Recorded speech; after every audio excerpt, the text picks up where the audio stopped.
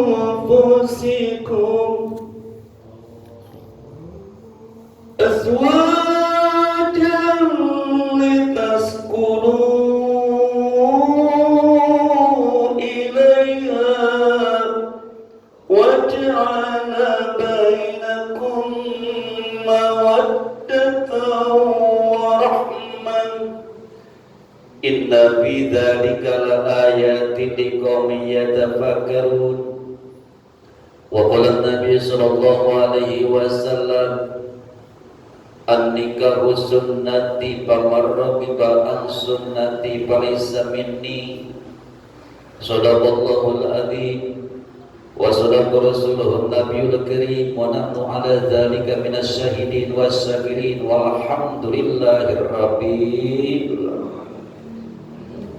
al-mukarram al-mukarramun. Bapak-bapak yang sama hadir, yang insya Allah muliakan. Sungguh tiada untayan kata yang paling indah dan mulia selain kita memanjatkan puji dan syukur kehadirat Allah Subhanahu wa Ta'ala. Bahwasanya pada sore hari ini kita masih dilembutkan hati kita, masih diringankan langkah kaki kita. Padahal kita tahu betapa kerasnya hati ini, betapa beratnya langkah ini untuk melaksanakan perintah dari Allah Subhanahu wa Ta'ala, yang mana mudah-mudahan kita duduk pada tempat ini dijadikan syahid buat amaliyah kita bekal di alam akhirat. Salawat beserta salam semoga tetap terlimpah curah kepada junjungan alam yakni Sayyidunal Anbiya wa Khatamul Anbiya habibana wa nabiyana Nabi besar Muhammad sallallahu alaihi wasallam, di mana Rasul selaku pembawa risalah umat Islam. Rasul merupakan wa khatamul anbiya wal mursalin. Bahkan kita ketahui Rasulullah yang mempunyai contoh akhlak terbaik sejagat raya, yang mana-mana mudah-mudahan kita selaku umatnya yang senantiasa taat dan patuh kepada ajarannya bisa menyikapi sekaligus meneladani tentang akhlak beliau, sehingga kita layak dan pantas mendapatkan syafaatul uzma kelak di alam akhirat. Marilah kita curahkan hati dan pikiran kita, kita hadapkan sendi dan tulang kita, tentunya seluruh anggota badan kita, yang dimana jasad kita kelak akan diminta pertanggungjawaban di hadapan Allah Subhanahu wa Ta'ala. Sehingga dengan kita mencurahkan hati dan pikiran kita, kita bisa memetik hikmah di dalam pengajian pada saat ini. Rasul telah menyampaikan, man taqala yata'allama ilma ghufirallah.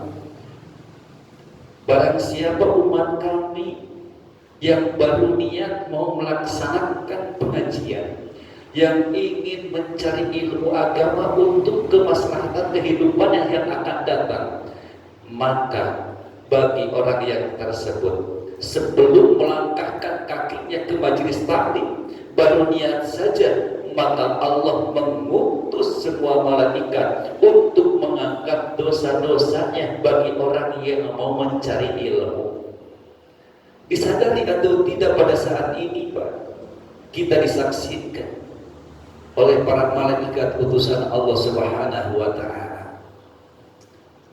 Dan pada kesempatan yang mulia ini, marilah kita mencoba untuk sama-sama membahas tentang kehidupan munakaha, yang termasuk ilmu ini ilmu yang tersembunyi, sehingga dalam menentukan hukum syariat agama perlu kita berinduk, perlu kita bercermin kepada aturan Allah Subhanahu wa Ta'ala, di mana di antaranya hukum yang harus kita ketahui. Yang pertama ada hukum syara, yang kedua ada hukum akal, yang ketiga ada hukum adat. Dan sedikitnya kita melalui majelis taklim ini, hukum syara itu, Pak, ada dua. Satu ada syara taklifi, yang kedua ada hukum syara wad'i. Apa yang disebut dengan hukum syara taklifi? yang sifat hidup perintah Allah Subhanahu wa taala, yang sifatnya Allah memerintah, yang sifatnya terkadang melarang, yang terkadang untuk menganjurkan, yang sering kita sebut lebih diketahui dengan wajib, haram, sunat, itu hukum syara taklifi. Yang kedua ada hukum syara wadi. Yang disebut dengan syara wadi adalah jukla atau aturan, petunjuk. Itu yang perlu kita ketahui dalam majelis taklim pada saat ini.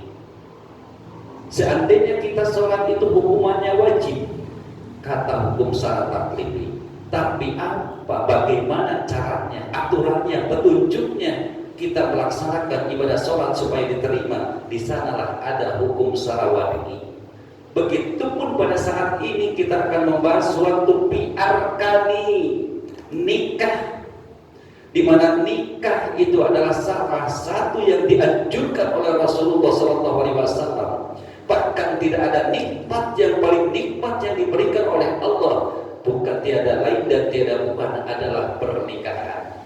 Tapi bagaimana secara hukum syara wadinya aturan di dalam pernikahan itu? Betul Pak? Mestinya mempunyai faslun bi arkani nikah khamsatun, bahwa dalam pernikahan itu ada rukun dan syarat. Apa yang disebut dengan syarat? Ahli ulama mendefinisikan ma yalzamu min adami wa yalzamu min wujudil wujud. Itu nama daripada syarat. Di mana ada suatu perkara, maka akan ada perkara yang lain. Di sini kita mengetahui tentang rukun nikah. Rukun nikah Pak ada 5. 1, zaujun, suami, calon suami atau laki. Yang kedua wazaujatun, calon istri atau perempuannya. Yang ketiga wawaliyun, wali. Yang keempat wasyahidani, ada saksi 2. Yang kelima wasigotun, ijab dan qabul. Kenapa di sana di rukun nikah tidak ada mas kawin atau mahar? Karena mas kawin itu termasuk kepada syarat. Syarat akan menunjang keabsahan kepada rukun. Seandainya rukun yang 5-nya ada, tapi syarat mas kawinnya tidak ada, itu tidak sah nikahnya. Dalam rukun sholat ada 17, tapi syarat bersucinya tidak dilakukan, maka sholatnya tidak akan tersampaikan karena syaratnya tidak dilakukan. Yang harus kita perhatikan, karena ini majelis taklim Pak.